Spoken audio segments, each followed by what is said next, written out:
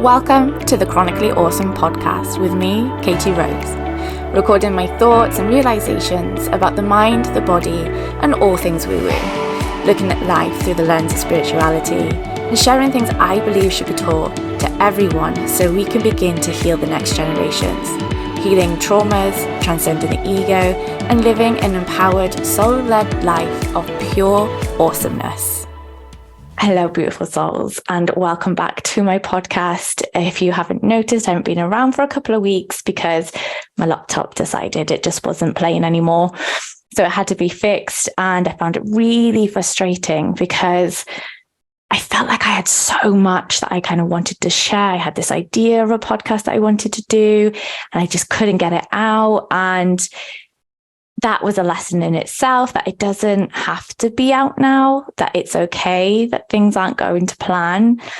And that kind of ties in with what we're probably going to talk about, just because it popped into my head just before I started recording, which is this learning curve that I have found myself on, this realization of how we do tend to try and force things, even though if you were to really listen, like to really tune in with yourself, you know deep down that maybe it's not the right thing for you, that is not what you should be doing, that it's calling for something else. And I have felt this in my business. I have been feeling like I've been like shifting, like constantly, it feels almost, for the entire year, really. If I zoomed out and I looked at it all, it's all been progressing and coming to this point. But I was always trying to force these things, trying to really make these things happen. And when I finally stopped and asked, like, why is this not working? Why isn't this aligning? What is really going on here? And it was because I was trying to be something that I wasn't. I was in this element of I should, and the comparison of everyone else and what everyone else is doing and how they show up and how they present their stuff and how their websites look and how their offerings are created and based. And I'm like, that's not me. I've just been trying to be all these different things.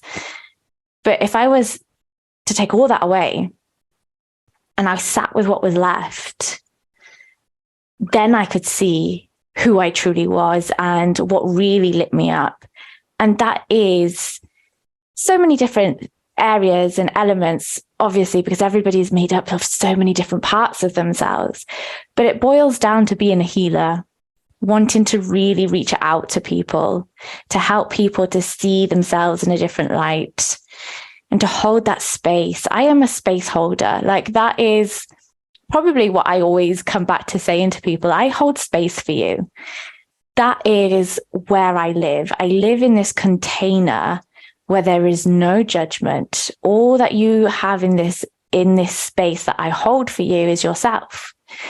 No other opinions, nobody else's beliefs pushed on you, no comparisons or comparing yourself to others. This space that I hold for you is for you and you alone. My opinions, my beliefs, all that gets taken out as well. There's no judgments. You get to just show up, be seen, be heard, and be held in whatever energy you need to be held in. That is basically everything that I do. And I've tried to name it different things. I've tried to show up in different ways. I've tried to be this and I've tried to be that. And I don't like labels. This is another thing. I really struggle with labels. When somebody asks me, what do I do?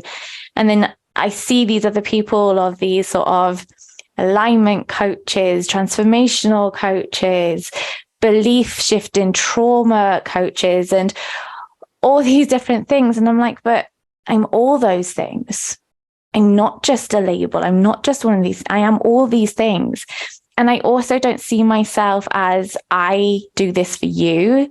I see myself as a vessel. I see myself as somebody that just, again, holds space. I'm a facilitator.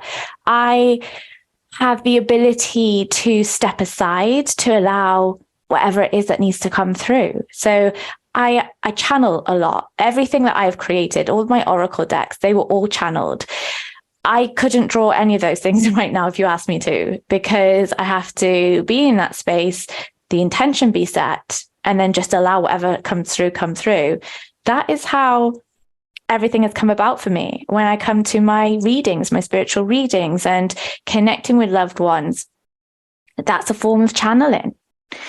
And anything that I have created course-wise has all been channeled. The information that I get, what I then teach, all channeled. The angels, all the information I've received on that, all channeled, bar then eventually taking Kyle Gray's course in the angels. Like, it was all channeled before that. And it just, everything I'd had aligned with everything he taught. Like, it was all already there. And that is what I do. I hold this space so whoever needs to be channeled through me, or whatever needs to be channeled through me, can be.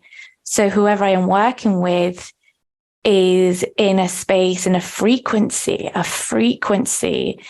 that is aligning to them in where they are. But by the end of the session, they're like in a different frequency. You know, it's this movement, it's vibration. And that's what everything comes down to, is vibration. If you think about it, everyone is vibration. Everybody is an energy. That's it. That's ultimately what it is and where we are. And if we worked in that basis, in like, this is the energy I'm picking up, this is the energy that I'm feeling, this is the frequency that you're resonating at, it's like a bit out of balance. It's not resonating. It's not coherent right now. So we'll hold this space to get you back into a coherent basis. That is powerful.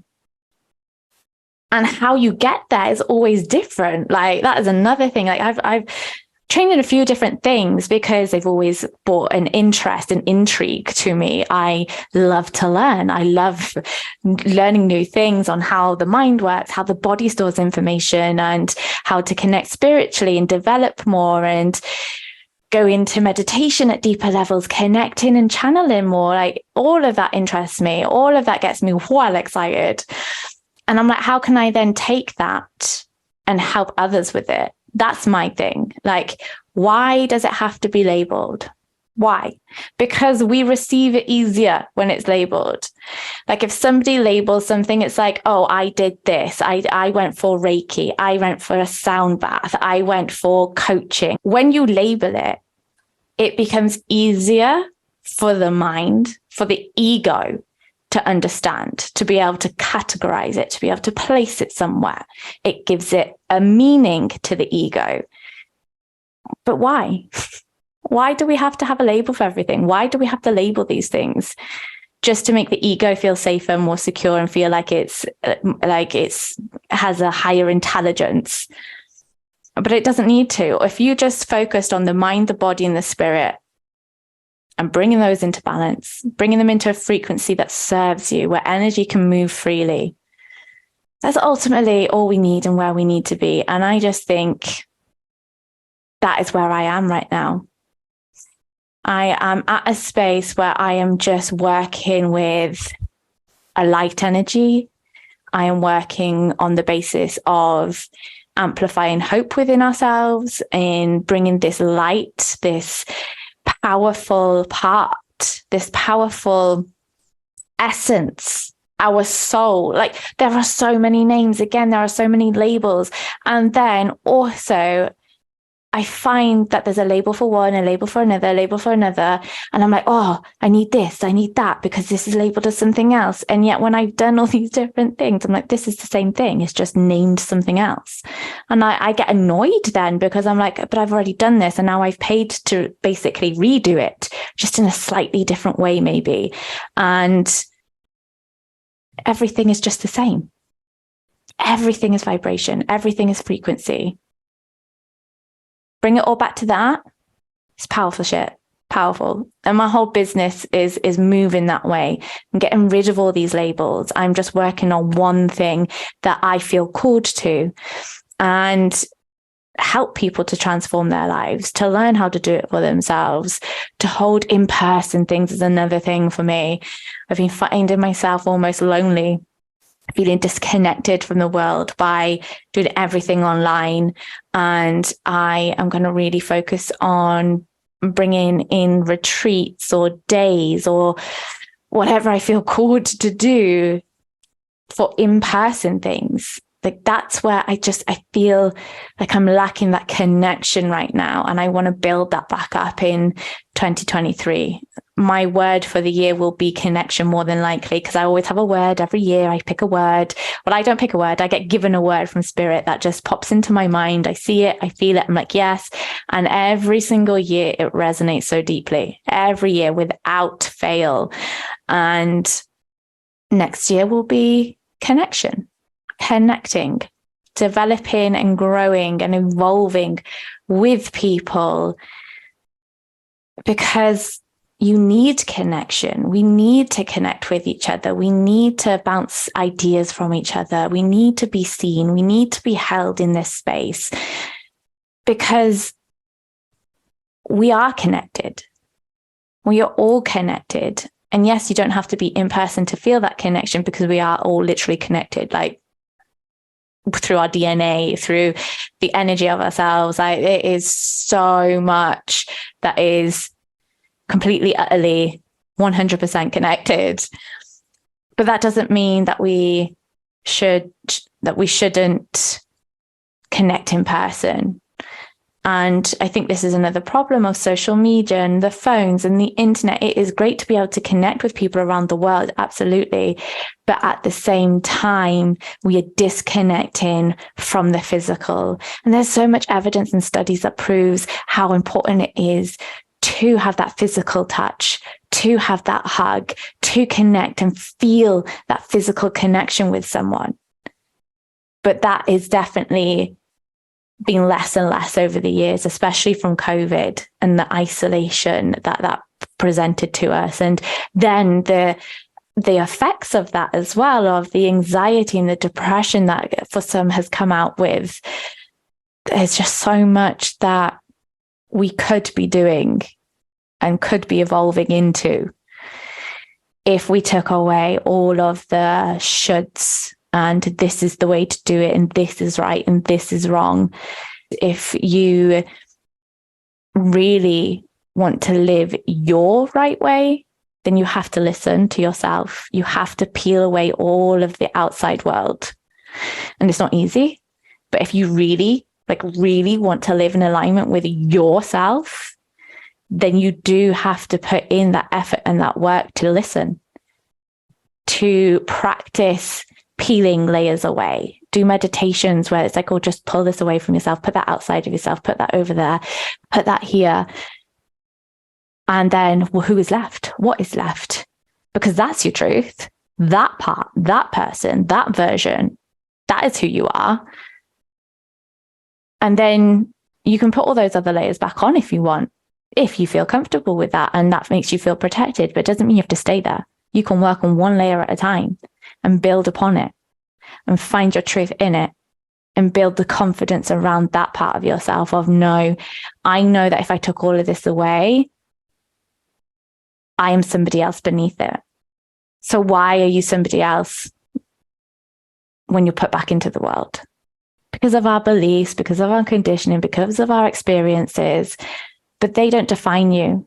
That's not actually your truth. All those things are actually lies. When you peel all that back, when you dig deeper, that is your truth beneath it all. And then it's about working on how you can bring that part of yourself into the everyday, to show up, to present yourself in your true, authentic self to the world. That is the power that you hold within you. That is the light that you hold within you, that you can grow, that you can develop, that you can nurture, that you can ignite and transform and transmute. And eventually you can transcend the ego. You don't have to be attached to everything. You detach but still live. You detach and you have these options. You detach and you see things in a different way. You see all these opportunities that you may not have seen before because you were so attached to a certain way, to a certain path, to a certain idea, to a certain belief. But who are you when you detach from those things? Like, this is what I love. This gets me so curious. And a lot of my sort of unlearning and deprogramming and whatever it is you want to label it as has come from recently really looking into our past. Like, that has been mind-boggling for me. I watched this thing on Netflix, by the way. It's called, what's it called? Something Apocalypse. apocalypse. I don't know if I said that right. Ancient apocalypse. Honestly, watching that, I was like, wow, everything we're taught, everything that's given to us, like, is not the truth when you really look back at everything, and there's evidence being presented and there's so much more, but they're not changing the mainstream. They're not adjusting the timeline to go with it. And I was like, oh, it would just being like shoveled with information. We are being filtered information to suit somebody else's narrative that is the governing bodies, that is the teaching the new generations. And I'm like, why aren't people saying, we found this out, there's evidence here, so now we're changing this timeline? But it goes against the ego. It's against everything of being a higher intelligence, being somebody, another civilization before ourselves. Religion is also a part of it. Like, there's just so much within it that would break worlds apart in certain minds and realities. But the person that I am is like deeply curious and wants to learn so much more. And this is where I was then able to break out of this old programming of being so structured and follow the rules and the law and everything like that. I'm not saying don't follow the law, but I'm saying look at what is being presented to you. And this has just been where I have really found I could step out of this paradigm, almost this way that I have been stuck in, feeling like I have to do things a certain way. I've been taught this way. This is how we should do things. This is how this should be done. But now I'm like questioning everything. And I love to be in this space because it's like, what else is there? What else can come up? And also I've had a lot of things, which will probably be another podcast episode, but it is about sort of the meditations that I've had over the years. And then I've been watching these things and there's certain things that are coming up. And I'm like, I've meditated that before. Like, is this an actual thing? And, the doubts and the questioning that we have because of our current conditioning tells us we're wrong and that can't be true. So now I'm like in a whole new world of curiosity and I am loving being here. Like, I have no idea where I'm going technically, but I don't care because I'm like, just imagine where I could be when I really break free of my conditioning and the programming that I'm currently kind of working in. And I'm always open to breaking a belief or what I'm currently in. And I'm like, yeah, but what if? Oh, what else is out there? And I think if you could apply that to your everyday life as well, like, you can transform your entire way of being, the way you see the world. Oh, so much when you start to educate yourself, when you don't just live by what is being filtered to you and shoveled down to you. It's a whole different world out there, whole different world. And that gets me excited. So I'm going to wrap this up here. I feel like I could talk for so long because there's been so much that has been kind of coming up and I'm wanting to say and share. But as always, I hope you have enjoyed this episode. I would love to hear from you and I hope to see you here again next time. Thank you for listening to this episode. I hope you have enjoyed it as much as I have. And if you have, then please share on your social media. And if you'd like to share your thoughts with me directly, you can message me at Absolute Alchemy UK on Instagram. And if you haven't done so already, hit the follow button to follow the podcast for more awesomeness. And maybe I'll see you here next time.